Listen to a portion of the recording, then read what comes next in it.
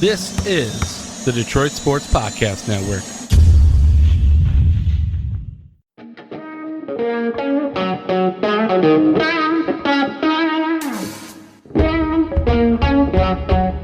The biggest icon in podcasting.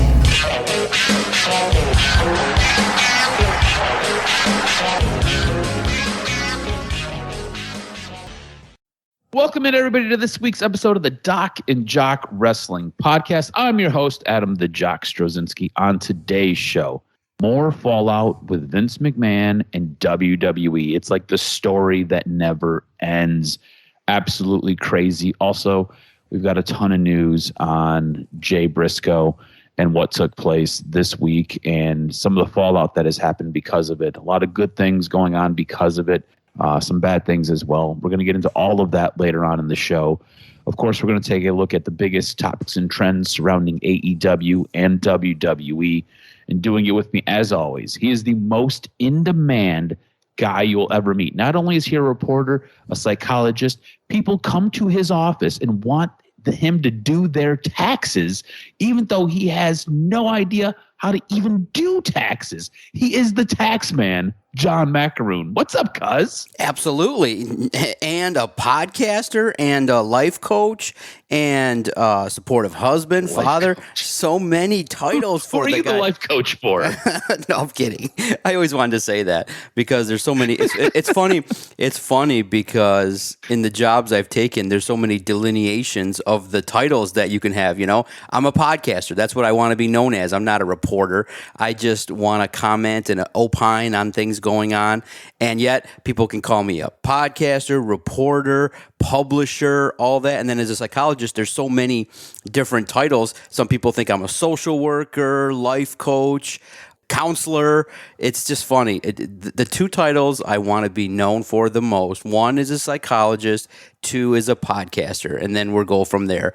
So it's really great. It's fun. And man, cuz this week of wrestling was really good. Unfortunately, it's just been marred. It kind of takes a little bit of the excitement away from the zest that I normally have when you hear. And I thought, like I said, at first, when you hear the news of the Briscoes, you think the worst, like maybe substances or things like that.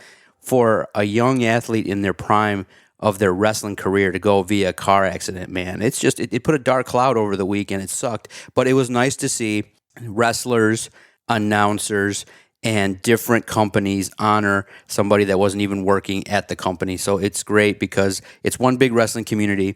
And when you lose something, it's so, like when you look at it from that perspective, you realize, man, life is short. You're here today, gone tomorrow. And I like to take road trips. I like driving. And you just hear these young athletes and people who pass away via car accidents, man. It's just devastatingly sad. It kind of marred the week of wrestling. It was a good week. It was such good action. SmackDown was in Detroit, big crowd, and it was epic. Raw was good to set up the Royal Rumble. I'm excited for the podcast, but just a little sad. Thoughts and prayers for the Briscoes and all the wrestling community, because everybody that watched a Briscoe match felt something because, man, they were violent, aggressive, and you felt like they were one of the teams that if you gave them an opportunity, they could be the biggest stars in the world. And for what Warner Brothers did, especially when you see what they aired after Dynamite, you just realize, man, sometimes when you have so many people leading a company and you don't have the right humans leading, you just end up with really stupid stories that come out in regards to how things are honored. And it's a sad week, but at the same time, we got a show to do and lots to get to. Because Vince McMahon is still dominating the news again. It's crazy with WWE and things like that. Well, I know we'll get to it, but a lot to get to this week. But my gosh, when is Vince McMahon going to stop being a dark cloud over the world of wrestling? As soon as Vince takes complete and absolute control of WWE, that's when the stories will stop. But yeah, you're going to want to stick around for our news and notes, because I think our first 5 tidbits of news and notes is all Vince McMahon related. So we've got a lot to get into, but really and truly to kick WWE off, our segment on it anyways, there was a report that came out late last weekend and early this week that Vince could return to TV. Oh, I wanted to know what you would think about that, you personally, and how you think it would impact the backstage morale and the way he is viewed and how the company is seen. And look, there are multiple lenses that this company is viewed through. Fans when all of these things were starting to swirl about 6-7 months ago, fans gave him one of the biggest ovations that he could receive when he came out to the ring. So fans, I don't think, will necessarily care. Backstage morale has been reported to be at an all-time high with him gone. Guys feel like they can be their character, be comfortable doing what they do. And if you ask me, I think you've seen it on screen. I think you've seen that adjustment with the talent. The talent comes out, and I think it's the promos are crisper. A lot of the action is more fun to watch and a little bit more in sync. So I think morale would possibly go down, and I think the way the company is viewed, I think it almost looks a little bit rogue here. Like, we've got some stuff in the news that we're going to talk about, but you've had multiple sexual assaults brought against you. You've settled multiple $1 million settlements regarding sexual assaults. You've retired and then you forced your way back in under the guise of selling your company and possibly selling your company to Saudi Arabia with some of their blood money. Like, I think if you kind of are up on things, the company would be viewed, like I said, very rogue and almost in a distasteful light. How would you view this, and what do you think the impact from him coming back to TV would actually be? I think he would have did it already. I don't see it happening because you hear rumors and innuendos and things like that. Yeah, I know it's tough, but here's the problem, and it's so weird. The man is over.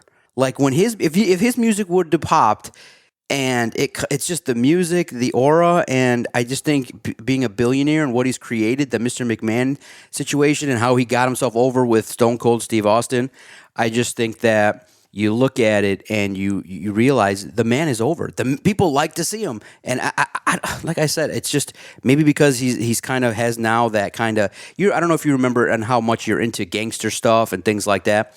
I really, back in the day in my early 30s, now a decade ago, I really got into the gangster coverage and books and stuff like that after watching The Godfather and all these things. And I read a great book, and it was the John Gotti story.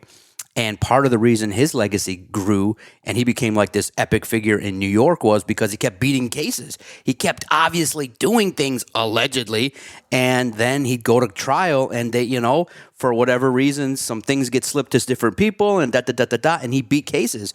And his legacy grew where he felt like, he got the nickname the Teflon Don. And that's kind of the feel that Vince has, is that nothing can touch him. Because he keeps getting slapped with financial ramifications, is not doing anything to his legacy. I mean, he says, I got bad advice. Maybe you needed maybe you had bad counseling in regards to how you conduct your business for these kind of things to come out. But and it's a crazy world, cuz. And it goes to show you, for some people, they get canceled. For others, they kind of rise a little bit above that, and they end up getting even more popular. It's crazy. It's kind of like Dave Portnoy. When you look at his situation, in the grand scheme of how you kind of seen how the landscape is, that dude and how his operation works probably doesn't jive with the online situation, but he's elevated himself to such a point that he's like, this is what I'm doing. This is what I'm going to continue to do. Either you like it or you don't. And he has such a strong fan base that the message is this: WWE has its fans, and they don't care about those that are detractors. They're like, well, you're not my fan anyway. I have a million fans. I just did $2 billion deals. I have all the money in the bank. I'm about to sell my company for $5 billion. Do I really care that a blogger with 500 followers writes that I'm an asshole? He doesn't care. He rises above that. It's crazy that society hasn't punished him yet, but it speaks to, in the psychological world, the power of celebrity and the power of the ability to kind of get over things and things like that. It's a real interesting look at personalities and how a figure like that grows. But I don't see him coming on TV. I don't see a story. What's he going to do? I just see him doing the same kind of thing. He comes out for the cheap pop. Okay. I think the safe bet is to assume there's a good chance that you should have Vince come out on Raw 30. This is Monday Night Raw. 2 minutes. Let everybody say thank you, Vince, and go back out to the sunset. That's kind of what it is, a caricature of himself, just a cheap pop. That's what it should be at this point. I don't see anything more. Yeah, I was going to say, if there was any time that you could see him coming out, it's Monday. It would be for this upcoming Monday. And look, he was such an instrumental part of of what was the Monday Night Wars, of what made Monday Night Raw. For a long time, he was the announcer on Monday Night Raw, and then he became a character on Monday Night Raw. And then he became basically the driving force of what became Monday Night Raw. So I think if you are going to see him, it will be on Monday. I think at some point, what will end up happening is he's going to regain all the control that he once had, because he just seems like he's a guy who just can't ride off into the sunset. Like, he seems like he's a guy who constantly has to be working. Remember, when he was in charge of everything, when he was the CEO, when he was in charge of creative, when he was doing different things with talent relations, when this guy had his hand in everything, he would essentially sleep for 3 hours a day. He would go to work. He would essentially work an 18-hour shift, go work out for 3 hours, and then he would go to sleep for 3 hours. Like, that was how his day ran. And his day ran that way 7 days a week. He's just hardwired like that. Not saying that it makes everything right, but what I'm saying is he's a guy who, in the end, when it's all said and done, I believe he's going to die with that creative pencil in his hand, and I believe he's going to die in Gorilla. And it's just how it's going to play out for him. Whether he's running the company, or whether he has sold the company and he has forced his way into that creative chair and he is still on some type of advisory board for the company. That's where Vince McMahon will be. I do believe at some point he will be back on TV. I do believe it could be as early as Monday. I think at some point he does take back control from Triple H. It does. If you read certain reports, it does not sound like the relationship between Vince McMahon and Triple H is very good. Sean Ross Sapp just reported not too long ago that WWE is going through and they are laying people off and firing office staff. And it really seems like Vince is starting with guys that are very close to Triple H. It seems like this is very much when Triple H had his heart ailment and had to step away, how Vince basically took NXT from him and then demolished NXT, and anybody who was important to him in regards to NXT, Vince forced out or fired. There's a story going around that Road Dogg, the reason Road Dogg was let go was because it was to hurt Triple H. Like, this man is old, he's crazy, he's senile, he is delusional, and he obviously is emotionally unstable right now. But he is the guy who's in charge of the company. Yeah, but to give you another side of it too, here's the thing. Yes, I understand your perspective of it, but at the same time, the other perspective is when you're trying to sell a company, you need to show the least amount of what we call debts and liabilities that you want to show. Because, no, I get it. Look, I totally understand that. Yeah. I totally get that. I know he wants to. If you look at what he's doing, he's firing Triple H's people and he's bringing back his people that were basically pushed out when he left. Yes. So you're just moving one cup for another cup. That's all you're doing here. And most likely the cups will be lower paid, in my opinion, my humble opinion. It's going to be a situation in which I think his sole vision is to make the company as appealing as possible, and it does suck in that it is a business versus creative situation. Triple H is obviously very smart creatively and very smart, but yeah, maybe Vince feels a disloyalty or a kind of a feeling of disrespect in how Triple H has potentially handled things. But I just think that Vince's sole focus is not on personal drama. It's on how do I get from $5 billion to $6 billion, from $6 billion to $7 billion, who's buying this and things like that. It sucks for Triple H because whenever a company gets sold, your job is not guaranteed. But I think that Vince or any entity that buys WWE is going to want to invest in Triple H because of the mind, the wisdom, all the work that he's done. But yeah, you're absolutely right. It just really bottom line stinks that Vince is really fully in control of the company and never got wrestled away. So he is free to do whatever the hell he wants.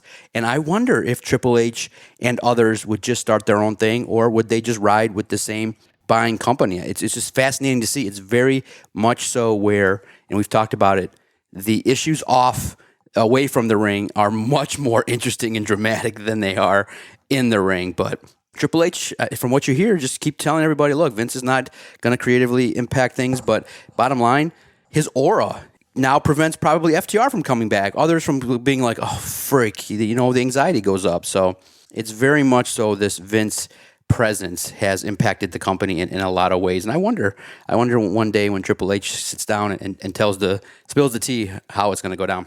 Yeah, I really would love to get an all-access, unfiltered view of all of this, just kind of watching how things kind of play out from day to day, really seeing how that relationship is. I don't want some WWE created content here. I want like the raw, real stuff. I want to see how it actually operates, because I have to feel that there is a little bit of unrest from the top down, and it just has to be uneasy, almost tension. You could cut it it's so thick you could cut it with a knife every single day. Be really interesting to see.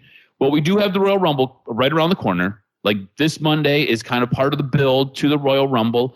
And then next Friday on SmackDown will be the go-home show for the Royal Rumble, which is taking place next Saturday. It was announced earlier this week in a promo that Cody Rhodes is coming back. Now, Cody Rhodes technically hasn't been medically cleared, but Cody Rhodes is working out. It seems like as though him getting medically cleared is just a formality. You almost missed the announcement Cody Rhodes was coming back if you weren't paying attention. I'll be honest with you. I missed it the first time. I had to go back and watch it. How surprised are you that he is going to be back within roughly 7 months of tearing his pec? This seems like it is such a dramatic turnaround. The injury he had is incredibly severe and is incredibly difficult to recover from. This guy is bouncing back within 7 months. How crazy is it that, one, they announced it? You would think that they would save this as one of the biggest surprises for this. One, they announced it. Two, he's going to be back this soon. We thought maybe by WrestleMania, but he's coming back for the Royal Rumble. Absolutely crazy to me. Yeah, top of the line surgery, top of the line athlete. Yeah, everybody knows potentially that would be the target date, would be the Royal Rumble. So I'm shocked that they did it. I mean, when you weigh the options, would telling everybody then make you want to watch it, or would you want to build up to have the pop? I think wrestling fans want to have the pop and the surprise. So for them to do it like that is surprising, but I think they just want to, you know what, in this day and age, hey, I think that they view, because they've done it now a couple times where they just tell you someone's showing up, and I think they view the value of, oh my God, Cody Rhodes is there, to be just a little bit more worth it than to have the surprise. So I think I'm just hoping, because we remember last year's Rumble, the surprises weren't that great. So this year, you just got to have some surprises. Please just have someone cool, a debut, someone maybe from outside, or someone that we haven't seen in a long time, and make it so that it's fun and worthwhile. So I can't wait. But for Cody Rhodes, I just now want to see him fulfill the legacy that he has. He needs a good 2-year run and being consistent and not getting injured again, because, you know, it's starting to just, you know, he's getting up there in age, and there are a lot of young cats that can potentially, you could argue, carry the company as well. But it's time. It's time for the situation to be able to have Cody Rhodes handle business. So, look, we don't have a huge list of competitors for the Royal Rumble, but at this moment in time, is he your favorite to win it? Because he goes right to the top of my list. He is a guy that they already have a story built in. There was a story built in when he walked in the door. He had a mission, and him winning the Royal Rumble just helps him further that mission. Is he your favorite to walk away from this whole damn thing without even knowing what the field looks like yet? Ooh, man, should he win it, huh? What should happen? See, it's so good. It's. I love breaking it down. I can't wait for next week's pod where we break it all down.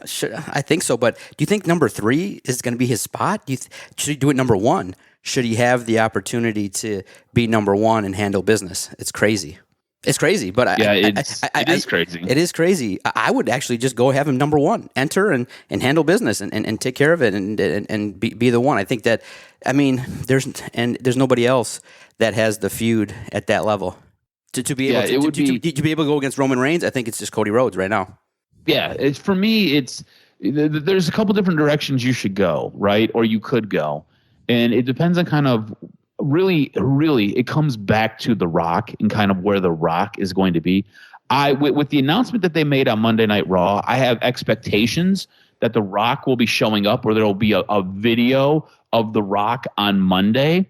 And if he does enter the Royal Rumble, if he does get himself into the shape that he feels he needs, I feel like your number 1 and your number 2 betting odds would be 1, Cody Rhodes, won The Rock to win it. Because if The Rock wins it, then you can have The Rock versus Roman Reigns at WrestleMania. If Cody Rhodes wins it, you can have Cody Rhodes versus The Rock at WrestleMania. So those would be my number one, number two betting favorites. And I could see something happening there.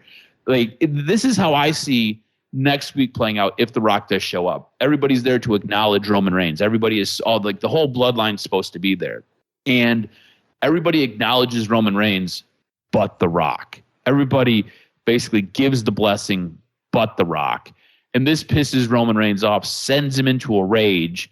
This is what you use to build towards WrestleMania. So you don't even need to have The Rock wrestle at the Royal Rumble. He can if you want him to, but he doesn't have to.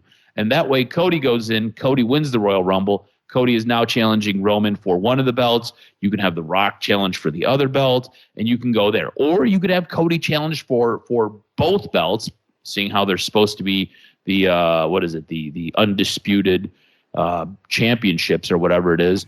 You can have him challenge for both of them, and you can have The Rock versus Reigns main event night 2, and it is basically for pride. It is all about the bloodline, and I think that is a great way you can kind of put just a cap on this segment of that story.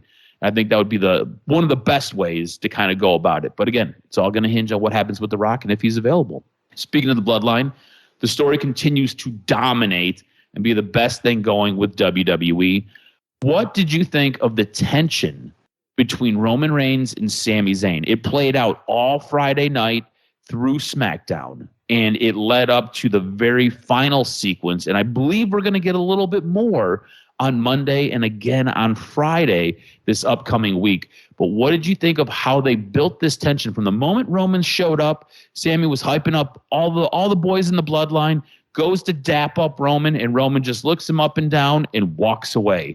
And then they have a meeting in the back, and Roman's like, why do I have to tell you what my game plan is? Why do I have to run everything by you? You get out of my face. Get out of here. Go hang out with Kevin Owens. Go hang out with him. Get out of here. And you have to have Paul Heyman come over and basically talk him off the ledge, get him recentered, and is like, look, he's better to be with us than to be against us. You need to make this right. Roman brings him back in. They have another conversation. He's like, look, go gas up the jets, get the boys ready. We're going to do this thing, and then we're going to leave. And it allows an opportunity for Kevin Owens, which we'll talk about in a minute. But what did you think about that build, about all of this? This, honestly, to me, was the best part of SmackDown. It was the highlight of SmackDown. These little sequences that we got showing these guys interacting with each other, and then the payoff at the very, very end of the night. What did you think about it? It was epic because you're continuing to sprinkle the seeds of Sami Zayn, and then now you introduce Paul Heyman into how the formula is, which is, hey, you kind of want Sami Zayn in your crib against this matchup. You kind of want this, but it because we don't know how it's going to play out. So it was amazing, and it probably overshadowed a lot of the good things that was going on SmackDown with the tag team title tournament, but it was awesome because you're now continuing what is now a 9-month storyline. And when you talk about long-term booking, this story has been told since WrestleMania, and it's going on strong, and it's interesting every week. So this is the predominant story, and it made for an epic SmackDown. And it's great, too, because at the end, Sami hesitates a little bit when Kevin Owens does his thing. So it was awesome how the storyline went and how everything is going. It's just well written, it's well done, and it's resonating. That's the most important thing with storylines is people like it. That's why they keep sticking with it. Yeah, this has been absolutely fantastic. And like you said, we always bitched about long-term storytelling in WWE. Well, we got it here. And this has been some of the best and most gripping story that we've gotten in such a very long, long time. And to cap off the evening, to end SmackDown, Kevin Owens took out everyone from the bloodline but Sami Zayn. Everybody hits the ring. Sami Zayn is nowhere to be found. Ends up showing up after all the devastation is wrecked. Kevin Owens put Roman Reigns through a table, did a pop-up powerbomb, and put him through a table. Annihilated Solo Sikoa. Annihilated both Jimmy and Jay. You had Paul Heyman. You could audibly hear Paul Heyman screaming in the background, which I thought was a nice touch. Sami Zayn gets to the ring apron, and he's going to get into the ring, and him and Kevin Owens stare at each other for a moment, probably a moment too long, and then Kevin Owens dips out the back and runs through the crowd. I thought it was fantastic. Again, you're adding little nuances to the story between Roman and Sami. You're beginning to see the wedge. You're beginning to see the fracturing between Roman and Sami, and it's all because of Kevin Owens. I think this was fantastic. I thought this was a great way to end the evening, and I think this was a great way to really set you up for the Royal Rumble, for the match between these two. These two, there was a little bit of a burn with them, right? And the story was good. This, I think, took it to a whole new level. This took it from basically being at like a 4 to really elevating it to a 7, and now you've got 2 more shows where you can really add on to it and really get people hooked and really force people to want to watch what's going to take place next Saturday. What did you think about how this ended? What did you think about Kevin Owens being the guy to take out everyone from the bloodline? Everybody. Took out 4 different dudes and then had a stare down with Sami Zayn. Oh. Oh man, when you look at this storyline, how it should play out, how everything's going with it, I think that when we have the scenarios in which this story is going, how do you elevate? The biggest question is, how do you elevate Sami Zayn even more? Do you have him turn? I think you have him turn first. I think in this matchup, wouldn't it be great now to have Sami Zayn align with Kevin Owens and have maybe Kevin win it, and then you then have that feud? I don't know. It can go so many different directions, but you could fortify the bloodline and maybe stop having Roman Reigns be so paranoid all the time. But for now, the way it seems to be the most popular is the bloodline altogether, because the bloodline was getting pops over the other guys as well. I know Kevin Owens is popular. You look at everything that's happened and you realize that this is something that's been used to elevate Sami Zayn, but what do you do with him? He's on the level of Kevin Owens. What's next?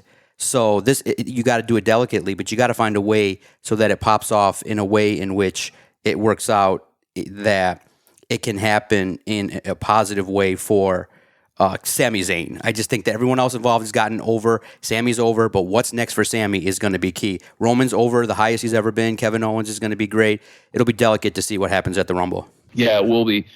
There was going to be something that's going to happen at the Royal Rumble with Sami, whether it's Roman is just annihilating Kevin Owens and he's just bludgeoning him, and Sami comes to his aid. There's going to be something. We'll see how it plays out.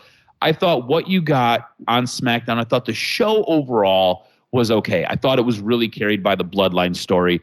I thought what you got on Monday Night Raw was what it was. Overall, the stuff that's happening on the outside, like not the stuff that's happening in the ring, I think is more interesting with WWE right now. And I don't know if that's necessarily a good thing. Would you agree with all the reports and everything surrounding Vince McMahon? That is probably the most interesting stuff going on in WWE. And the stuff in the ring is almost ancillary. It's almost second best. And look, at the very top of being second best is the Bloodline storyline. I think it is absolutely fantastic. But I think what is going on with Vince McMahon, with this internal power struggle, with the different lawsuits that Vince McMahon is up against, and what is taking place as far as what it feels like a corporate restructuring because Vince has now forced his way back in. I feel like that is probably the most interesting storyline with WWE currently. Would you not agree? Yeah, it's truly something that you look at and you say, this is what makes us big fans. Great storytelling, intrigue, long-term, and we don't know the payoff. That's the blessing. We don't know what's going to happen. We don't know what's best. So it's good. So it's actually great for them for that at the highest level. So it's great. It's great all the way around, and it just highlights that that's the thing that kind of, on my end bothers me, is because it can be done. Why is it only done for the top guys? Why can't you give something meaningful, sprinkle it for a little bit more of the roster? That's my complaint. We'll have to see what happens. Again, we've got a go-home show. We got 2 go-home shows coming up this week on Monday and on Friday. Royal Rumble takes place on Saturday. Should be a really, really good show. AEW, I thought, had another brilliant week on Wednesday. I thought Dynamite was an absolutely fantastic show. You had Renee Paquette and you had Hangman Page. I felt like they gave us a ton without really saying anything. What did you think of the Hangman Page promo? You basically have Renee in the back who doesn't want to do this interview with Hangman because he's beat up Jon Moxley, but she's a professional, so she goes about her job. You have Hangman, who obviously is showing some remorse for what he did to Jon, wants to ask if he's okay, want to make sure that he's okay, wants to get in touch with him, but doesn't feel like it's appropriate. Hangman alludes to getting back with the Elite and mending fences there, but never really says any of this stuff. Like it's all really glossed over, and it's all nuanced information. I thought it was fantastically done. I think this is great. You have Hangman, who seems very angsty, who seems very uncomfortable with himself right now. Really seems like he is just kind of spiraling and trying to figure it all out. I thought this was well done. I thought this was absolutely fantastic. And I think it does a couple of things for the Hangman character. Again, gives him different outs, with one with Renee, one with Jon Moxley, gives him another out with the Elite, and he can pull all these things together, and I feel like you can tell a really developed, nuanced, layered story with Hangman. What were your thoughts on this promo between the two?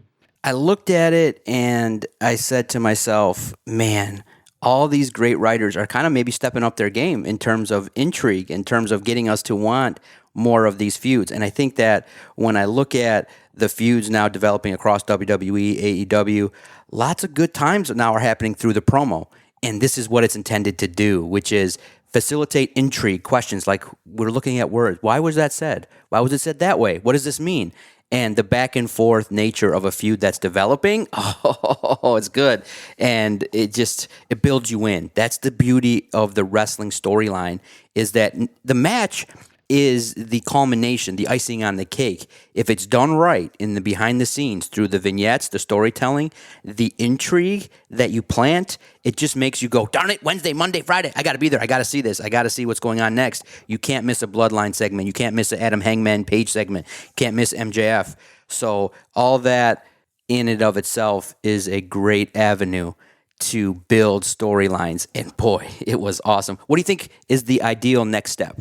I think what happens next is you'll have Hangman end up confronting Jon, or they'll somehow see each other, and there'll be kind of this nod with each other. There won't be a lot of words spoken, but it'll be kind of an understanding of, hey, my bad, one of those types of things. And I think they kind of bury the hatchet. I think there's a little bit of respect earned by Moxley with Hangman. I think Hangman earns that respect of Jon Moxley, and I think they're able to kind of move on and move forward. And it'll be interesting to see if one has the other's back. With the Elite, I think you have a prolonged storyline. You have something where you've got Hangman individually getting into contact with the members of the Elite, burying the hatchet, and it all culminates with Hangman and Kenny Omega. And I think that story right there, I think it'll be one of those big pops when it's all finally said and done. And probably what will end up happening is you'll have a trios match, and the three are getting beat up, and there'll be some outside interference by somebody, and Hangman will come to the rescue, and the roof will blow off the building, and it'll be absolutely fantastic. That's kind of how I see that going. I don't know. What I do know is that this promo gave us a couple of story options that we didn't have initially, and I thought it was absolutely fantastic. Speaking of fantastic, Bryan Danielson, I believe, is the MVP of AEW. This guy is working basically both ends of the card. He's helping build up lower mid-card talent and make them fantastic in matches. Now, these guys aren't winning matches against him, but when they go into these matches and the way they come out, there's this thing where it's getting over and basically being put over, right?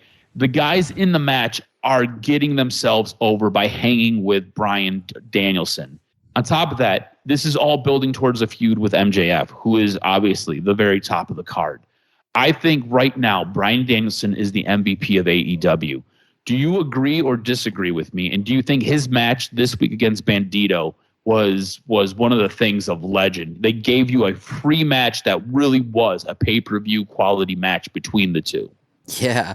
Ooh, it's going to be epic. It's going to be something that, when I look at this scenario with what's going on with AEW, lots of intrigue, lots of good stuff is going on. And I'm so intrigued. And it was crazy because it dipped, it dipped over the last year. And Bryan Danielson, everything that he's done, wrestling weekly, appearing weekly, he's getting people over. And you had this match with Bandito. Wow, what a fascinating matchup that I saw there. And it just leads you to believe many people left that match, Bandito and Bryan Danielson, and said, wait a minute, why didn't Bandito get more wins? Like, dude, Bandito's got something going on. And yes, absolutely, Bryan Danielson is the MVP of AEW, and this is what you're supposed to do. Once a week show, put him on there, handle business, and let everybody get after it. So I'm very fascinated to see how this now goes moving forward with Danielson. I know MJF is going to pick apart the concussion thing. I'm not exactly comfortable with that angle going because it's so serious, but the blessing is this is what I asked for. Put the stars on the shows every week, and now you can elevate different people with the talent that you have. And Bryan Danielson absolutely is somebody that you can get over. Yeah, absolutely. He is a foundational cog in the AEW roster. Thought he was fantastic. The other big storyline on Dynamite, you have Saraya and Toni Storm. At this point, they are now full-blown heels, and they are pushing this "we worked in WWE" angle. We are better than your homegrown talent angle. Do you think this is a good idea? They're basically drawing a line in the sand, and they're saying, hey, we worked over at the bigger company. We're better than you, and we're going to show you. And this is basically a way of, I think, AEW fixing a problem that they had with Saraya's first promo, where she really forced herself to be a heel, and Britt Baker was kind of a babyface in that match. And now they're just going to kind of lean into it. I think this might work for Saraya. I don't know how this works for Toni Storm. I don't know if they end up looping Ruby Soho into this because, again, she was a former WWE wrestler. But do you like it being basically this blatant? I want to say it's like a poorly done Outsiders takeover. Remember when the Outsiders were on WCW? You had Scott Hall, you had Kevin Nash, and they would come to the ring and they were like supposed to be taking over, and there was like an all-out assault on WCW. I want to say it feels like it's like that, but it's geared down a little bit. It is an all-out assault on the women's division, and it is WWE wrestlers. We're better than you AEW wrestlers. I don't know if I really like this because I think it's a good way to help clean up the mess that Saraya made with her first promo. But long term, I don't know how this necessarily benefits anybody. If you're the heels and you're saying, hey, we're better than you because we worked at WWE, and you go in and you beat up the AEW homegrown talent, that doesn't necessarily do anything for the homegrown talent. Now, if the homegrown talent beats you, I think it makes you look like a weak heel. So this is a very dangerous game I feel like they're playing, and I'm not sure it's a very good idea. What are your thoughts? I felt bad saying this. I didn't like any of the women's segments this week on AEW. I looked at it and I said, man, the match kind of just felt ho-hum. It didn't hit. It didn't resonate. Maybe it's just me. Maybe because it was on the heels of all the great elevated stuff with Danielson, Hangman Page, what's going on with the storytelling. Saraya Toni Storm fell flat. I don't care. It was weird. I was trying to get into it, but it just feels like Saraya is a step behind. It stinks. Toni Storm, I feel like they deflated her character by the way in which they handled the Monet situation. And it's great. They turned heel, but I don't think I care. It was, and again, I think that we've done this, we're better than you angle before. It's not that original. I just think that we're badass should be the angle. Like, hey, we did it, and we're just tired of feeling like we're second fiddle here in this company. Homegrown versus coming from elsewhere has been played out so many times that it just has the law of diminishing return. Yeah, I agree with you. I don't know where you really go with this. Like, to me, it feels like it is a half-ass story. It is like, hey, we've got a group of female wrestlers. We've got to do something with them. So let's try this. Let's see what happens. and you're just kind of throwing stuff at the wall. Again, I think it's a dangerous game to play because I don't know how it makes anybody that much better, and that is a little bit scary for me. Now, Eddie Kingston ends up wiping out Ortiz, hitting him with a chair. It seems as though we're getting the unraveling of Eddie Kingston with the House of Black. Like the House of Black is in his head so hard that he totally annihilates his best friend, annihilates the guy who has always had his back. Almost hit a woman last weekend. Do you like seeing the on edge, the unraveled, the chaotic, manic Eddie Kingston? Because I find it to be quite enjoyable, but I got to see where this story goes. You know, this is the very beginning of this story, and if you can do something with it, I think it'll be really good. But I'm not sure. Again, this is something else where I'm not sure where we're going with this story. I'm looking at my crystal ball. It is very murky.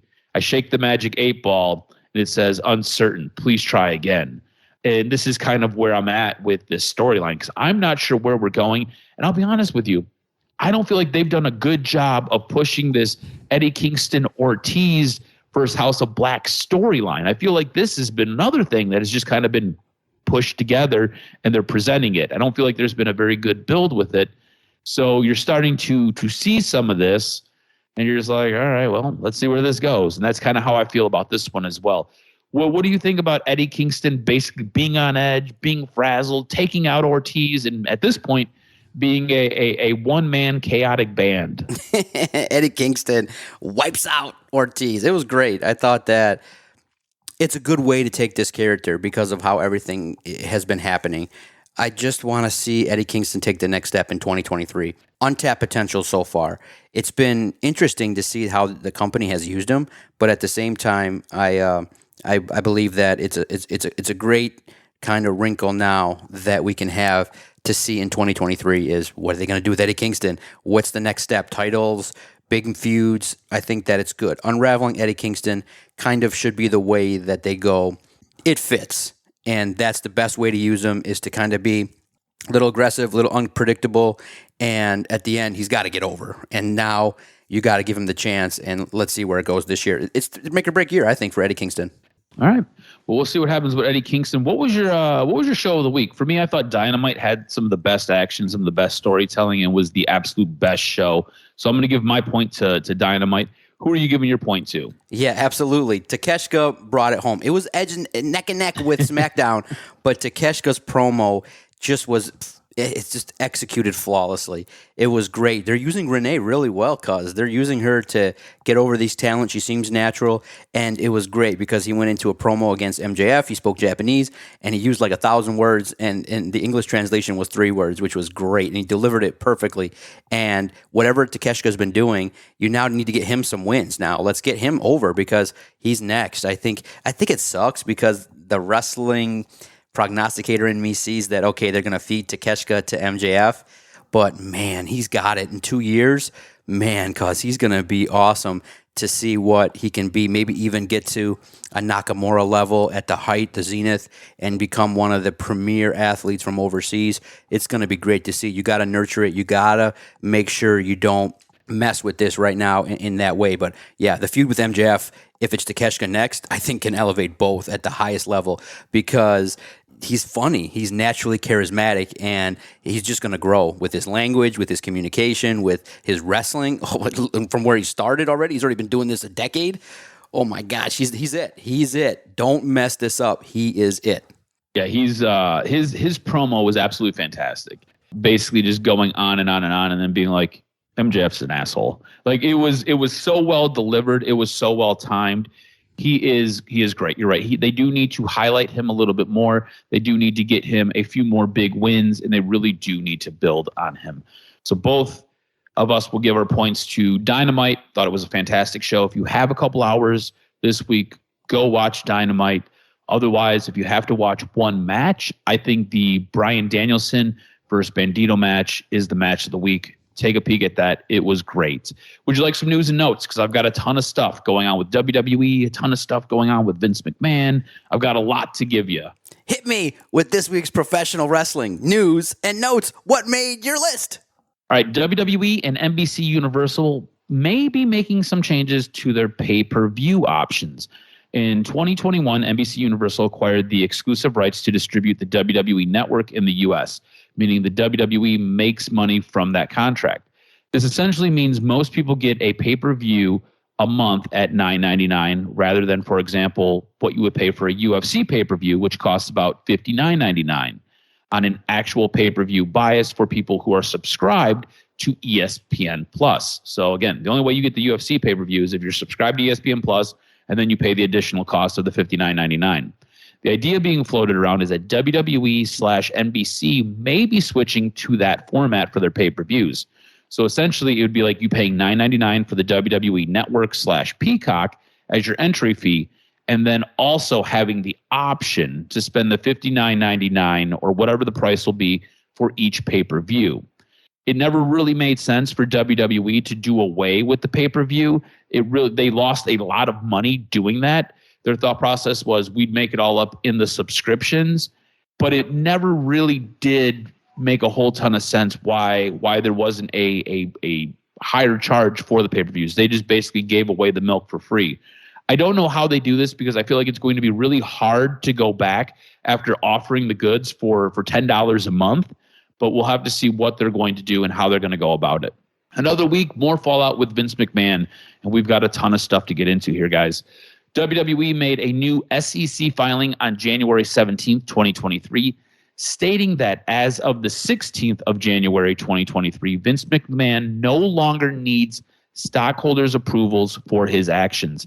A portion of the filing reads, no further approval of stockholders of the company is required to approve any of the actions taken by Mr. McMahon pursuant to the January 16th consent. This basically means that Vince can do whatever he wants if he deems it's best for the company, and the stockholders have no right or say in what he does. Now, in a local twist, we are from Detroit, so the Detroit Police and Fire filed a lawsuit against Vince McMahon. This is the second class action lawsuit being filed against the WWE majority owner and executive chairman Vince McMahon. This one is coming from the Detroit Police and Fire Retirement System. According to Sportico, the suit filed in Delaware's Court of Chancery on January 12th seeks a declaration that would effectively block McMahon from regaining control of WWE's board and preventing him from leading a sale of the company. The lawsuit accuses McMahon of trying to impose his personal will on WWE and its board by purporting to adopt a package of invalid and inequitable bylaws amendments that would hamstring the board from making critical business decisions. The suit alleges that McMahon's actions go against Section 141 of the Delaware General Corporate Law and WWE's charter. The suit was filed before Vince McMahon's repealed all January 5th amendments in a new filing on January 16th, as well as stating that he no longer required stockholder approvals for his actions. It's worth noting that both class action lawsuits being brought against McMahon have been filed in Delaware, and it's because of what their books say regarding class action lawsuits and companies. So that would be why they're both there in Delaware. More Vince news. Vince McMahon is at it again as he fills the WWE offices with his people. We talked about this a little bit earlier. EVP of Operations Brad Blum has been brought back to the company. He had been let go about a month and a half ago when Stephanie McMahon and Triple H took charge. Again, Vince is kind of going through cleaning house, removing a lot of Triple H and Stephanie people and bringing back some of his own people. Sticking with the keep that keeps on giving, yes, he is like herpes. Vince McMahon settled a multi-million-dollar lawsuit this week. In the latest, actually settled the lawsuit back in December. In the latest Vince McMahon story, the Wall Street Journal reports that McMahon had come to a multi-million-dollar settlement with ex-WWE referee Rita Chatterton, who had accused McMahon of raping her in 1986. In November of 2022, Chatterton demanded $11.75 million in damages in a letter to McMahon's attorney. According to the Wall Street Journal, sources say Chatterton agreed to an amount less than $11.75 million, but still in the multi-million-dollar range. The exact figure is unknown. This settlement was completed in December. McMahon's lawyer, Jerry McDavid, said, Mr. McMahon denies and always had denied raping Ms. Chatterton, and he settled the case solely to avoid the cost of litigation. Chatterton came forward publicly in 1992 to accuse McMahon of raping her in 1986. However, no charges were brought against McMahon due to the statute of limitations running out prior to her public accusation. A New York law recently opened a 1-year window that allowed alleged sex crime victims to file lawsuits that would have otherwise not been possible due to the statute of limitations. So Vince McMahon is kind of a horrible person, and in some really devastating, awful news. And I'm sorry we've got to transition to it coming off of Vince McMahon. ROH lost part of its tag team champions. On January 17th, 2023, Jammin' Pugh, better known as Jay Briscoe of the Briscoe brothers, was killed in a car accident. According to the Delaware State Police are investigating a fatal accident that occurred in Laurel late yesterday afternoon, the result of the death of 2 people. On January 17, 2023, at approximately 5:09 p.m., a 2019 Chevy Silverado 1500 was traveling westbound on Laurel Road, just west of Goose Nest Road. At the same time, a 2016 Chevy Silverado 2500 was traveling eastbound on Laurel Road in the same vicinity. For unknown reasons, the driver of the Silverado 1500 pickup truck failed to remain in her lane, crossed the center lane, and entered the eastbound lane of Laurel Road directly in the path of the Silverado 2500. This resulted in a head-on collision between the 2 pickup trucks in the eastbound lanes. The driver of the Silverado 1500, identified as 27-year-old Lily Ann Churhan of Frankfort, Delaware, was wearing her seatbelt. The driver of the Silverado 2500, identified as 38-year-old Jammin' Pugh of Laurel, Delaware, was not wearing his seatbelt. Both drivers were pronounced dead at the scene. 2 passengers in Pugh's pickup trucks, identified as his 12-year-old daughter and his 9-year-old daughter, were both properly restrained. Both girls were taken by ambulance to an area hospital and were admitted in critical condition. Now, according to Ashley Pugh, Briscoe's wife, Gracie had to have surgery on her back. She may be paralyzed, and Jalen had some pretty serious injuries, but is stable and resting. Now, on January 18th episode of AEW Dynamite, Tony Khan was forced to redo his show due to TV execs. AEW reportedly wasn't allowed to do a Brody Lee-like tribute for Jay Briscoe on this week's episode of Dynamite because Warner Brothers Discovery would not allow it. Mark and Jay Briscoe have never appeared on AEW television and were essentially stuck in Ring of Honor, reportedly because Warner Brothers Discovery had made a ruling based on comments Jay had made years ago, it was 2015, that he has since apologized and made amends for multiple times. Real quick, this was in regards to the lesbian, gay, and trans community. He made a comment about, I believe it was in regards to summer school and whether or not he felt it was okay for transgender people to be teaching his kids. Since then, like immediately after he made the comment, they were actually on their way to WWE. WWE was going to offer them a contract. After that, WWE pulled their contract. They were then stuck in ROH forever and a day. Immediately after he made the comment, he regretted it. He apologized. And this was a guy who really did a lot of rehabilitation. This was a guy who really felt sorry for what he did and what he said. He was a guy who went about doing things properly to understand the damage that he caused with his comments and then attempted to make amends for it a million times. Like he did a whole lot of different things for the community that he impaired or the community that he had made comments against. This is a guy who, as intimidating as they were really, really good dudes. And this was a guy who really tried to right a wrong that he made. And he did right it a million times over. Instead, Khan will do a Ring of Honor brand tribute show that was taped after Dynamite and Rampage, and that will air on the Honor Club and on YouTube at some time. It's unfortunate that the TV company is so worried about their image from something in someone's past that they have atoned for 1,000 times over. Jay Briscoe was 38 years old when he passed on Tuesday. Also, it's really sad that you have a company that has a guy in Dana White who gets caught on tape smacking the shit out of his wife at a New Year's Eve party, and then have him hosting a smack fight on their programming right after AEW. It's really unfortunate. Warner Discovery really needs to get their shit figured out. Since his passing and the ensuing medical expenses for his girls, a donation page has been opened by friends of the Pugh family to support them. Stars of the wrestling world have donated to the campaign, continuing to show their love for the Briscoe family. Among those that have donated, Chris Jericho has donated $15,000. The Young Bucks, both Nick and Matt Jackson, each donated $10,000, so $20,000 there. The Steen family, so Kevin Owens, has donated $10,000. Adam Cole, $5,000. The Hardwood family, so Dax Hardwood, $3,000. Jim and Stacy Cornett, some of our favorite people, $2,000. So a lot of love and a lot of money is getting raised and donated and sent towards the Pugh family. It's really, really unfortunate that one of the best in the business, and if you really think about it, the Wrestling Observer put out, or not the Wrestling Observer, Wrestling Perspective put out a list of some of their best tag teams this year. And really and truly, you think of best tag teams all time. And you think of best tag teams right now in this small block that we live in. It really is. It is the Usos, it is FTR, and it is the Briscoes. And I don't care how you want to slot them. Those are the three best tag teams in the world. And those have been the three best tag teams for probably the last 5 years. They've been absolutely fantastic and killing it. All six of those guys. So really unfortunate. Jay Briscoe passed away this week. Sucks to end news and notes on that segment. And that's going to do it for this week.